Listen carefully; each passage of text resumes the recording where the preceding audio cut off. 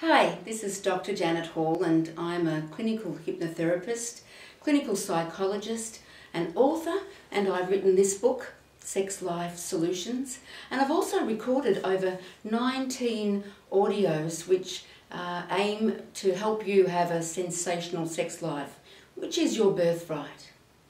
So what I wanted to talk to you today about is communication, because if you are not able to talk about what goes on in the bedroom, outside of the bedroom, you're probably not going to be having as good a sex life as you should. And I wanted to start talking about good communication and how it's really the words that you use. So a lot of people might have had different backgrounds, and also you get the male-female differences. So, you know, the guy might use what we'd call rough and ready words, and the girl's much too ladylike. And so I think that you need to sit down and make separate lists of the words that you feel comfortable about, and then have a negotiation around that so that you can come up with, you know, like your best words. I came up with a terrific expression for what I was raised to talk about, which was the position they call the doggy position. Now, for the ladies out there, I don't know about you, but if somebody says to me, would you like to do it doggy, I'm almost wanting to throw up. And so I invite you to call it the cheeky position. So why is it the cheeky position? Well, for the guy, I'm told that it feels really empowering to be able to be the man who's, you know, pushing penis between the cheeks of the girl. And for the girl, you know, there's two parts to you. There's the lusty lady, and then there's the very polite lady. I call it your good girl and your naughty girl. So when you're sort of laying down, what's happening is that you can imagine with your naughty girl mind that your man isn't really your man, but it's somebody who looks like Brad Pitt with Rambo's body. So you can be very naughty and very cheeky, and that way everybody wins. So let's call it cheeky from now on. The other thing that I wanted to talk about is when to talk about sex. Now, so many people do find that they say something that turns out to be a clanger in the bedroom. So if you need to talk about sex, think about the best times.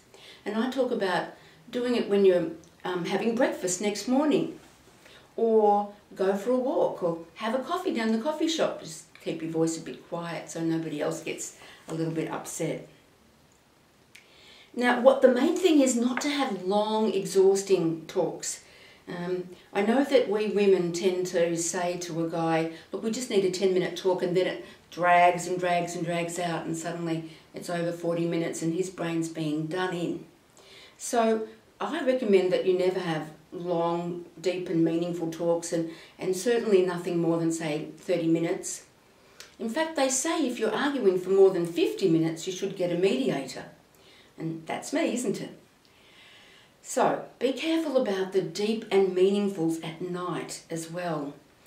So many people get involved in a really emotional, heavy session, whereas if they just waited and gone to bed early and got up the next morning refreshed, they might be able to solve the issue in 5 minutes or so instead of having a big teary-deary and a real fight.